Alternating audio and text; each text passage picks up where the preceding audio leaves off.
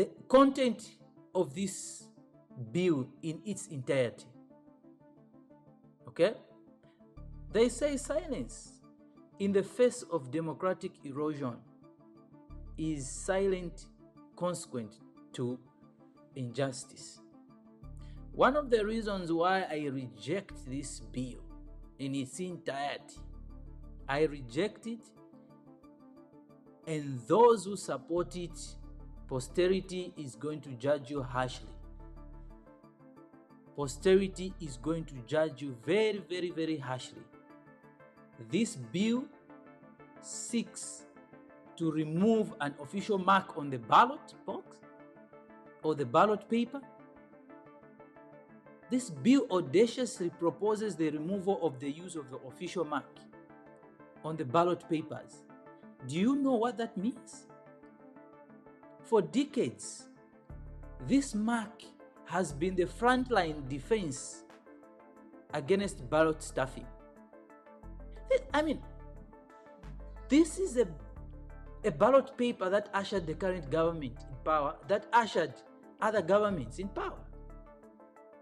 So by stripping this away, the ECZ is opening the floodgates of ghost ballots.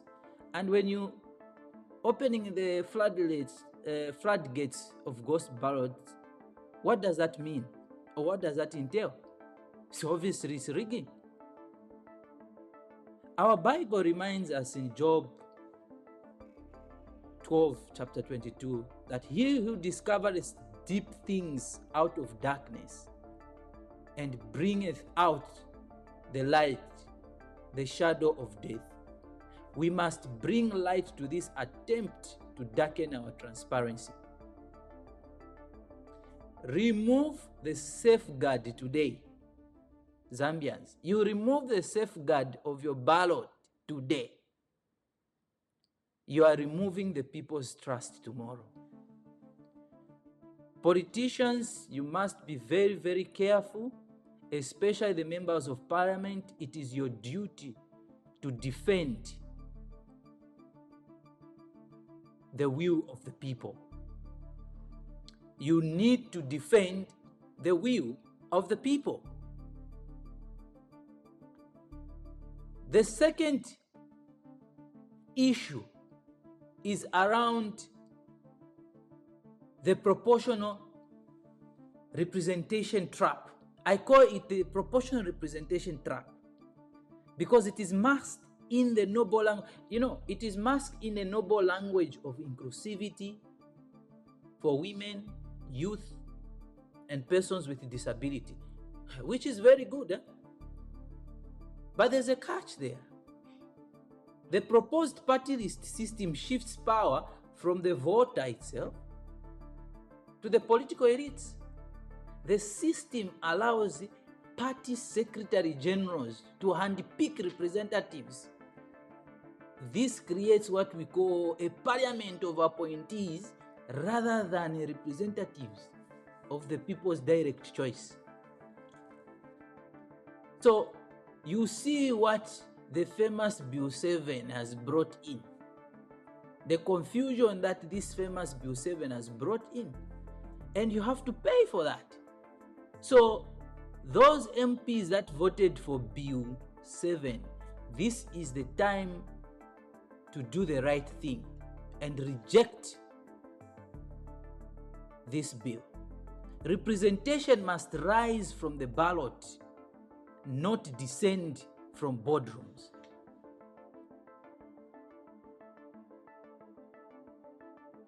Posterity is gonna judge you very, very harshly, especially those MPs that voted for Bill 7. This is the time to redeem yourself. This is the time to redeem yourself. The other thing about this bill is around a pay-to-play democracy. Okay?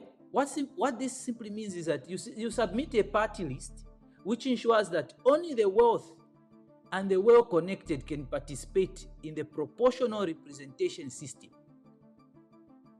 This is a direct affront to the poor Poor people like me and yourselves, guys, you will not have the chance under this system and amendment. Remember,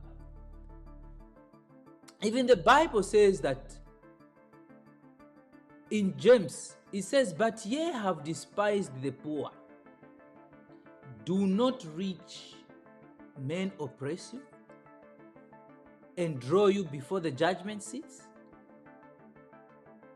Countrymen and women, we have to be very, very serious, because democracy must never be auctioned to the highest bidder, which is what this proposed amendment electoral process entails. That only the rich who have a seat on the table, only the rich are supposed to sit and eat, and the poor will become poorer. This is something that we Zambian people need to automatically reject. The second part is around the weaponization of disqualification. Weaponization of disqualification.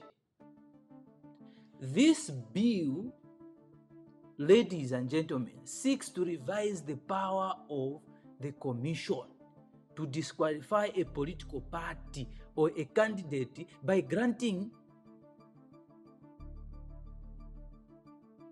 them the utmost power. You are granting ECZ to disqualify. So you are granting more arbitrary power to strike names from the ballot based on adoption certificates signed by party secretary generals or any other secretaries of political parties. The state is building a guillotine for the opposition. This is not regulation, it is elimination.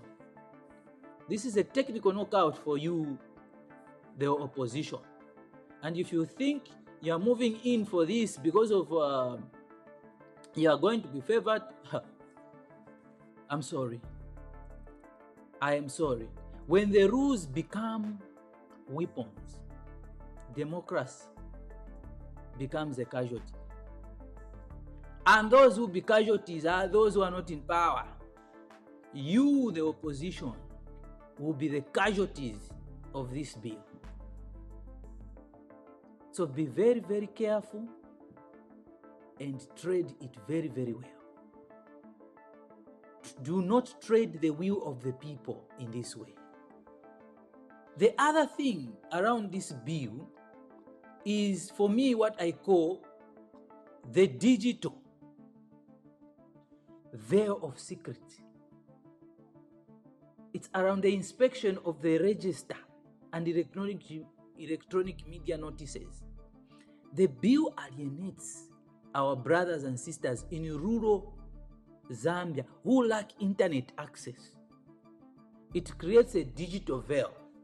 It covers up, that hides the voter roll from the people that it is supposed to serve, which is very, very dangerous. They are now going to use technology to rig elections. Technology must expand participation, countrymen and women. It should not be used to conceal accountability.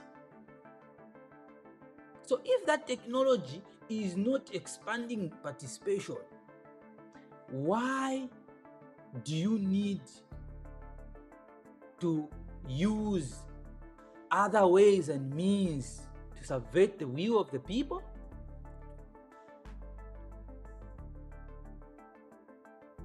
Posterity is going to judge you harshly. Plus, you have also intensifies the formula of confusion. You have put in the formula of confusion. Okay? Especially that you have brought in an issue around which I call myself a mathematical maze, that no ordinary Zambian can verify at a polling station. Where there is complexity, ladies and gentlemen, Where there is complexity, there is room for manipulation. Where there is complexity, there is room for manipulation. And this is what this amendment seeks. Let me remind you that in 1 Corinthians chapter, I think it should be chapter 14, verses 33. For God is not the author of confusion, but of peace. This bill, countrymen and women, brings only the confusion that precedes the electoral chaos. You are daring this country to be in flames. I ask you to do the right thing. If the people cannot understand the process, they cannot trust the outcome. How do you expect the Zambian people to trust the outcome if they cannot understand the process itself? Ladies and gentlemen, and countrymen and women, there is need for call to action. We cannot allow the will of the people to be reallocated by a formula of forfeited by a technicality. To the members of parliament, I'm asking you, members of parliament, to you, the members of parliament, do not trade the people's birthright for political expedience. Do not trade the people's birthright for political expedience. Reject this amendment bill and let us keep our elections simple, transparent, and marked by the integrity that the Zambian people deserve. I beg you, members of parliament, I beg you, the Zambian people, this is very, very dangerous. I ask you deeply that you remember that this is a very, very dangerous bill. You need also to understand that history remembers those who defended democracy. It is these times that you need to rise up and defend the democracy, not those who diluted it. Like those MPs who voted for Bill 7. You have the time and you have the chance to redeem yourselves. Amos 5:24 commands us that, but let judgment run down as waters. That judgment is coming for you. You are playing with people's lives. And the righteousness as mighty as steam. So let the people's true will flow unhindered by these treacherous amendments. I urge you, countrymen and women, let justice flow freely and let the ballot remain the sacred voice of the people. Please, let it remain the sacred voice of the people.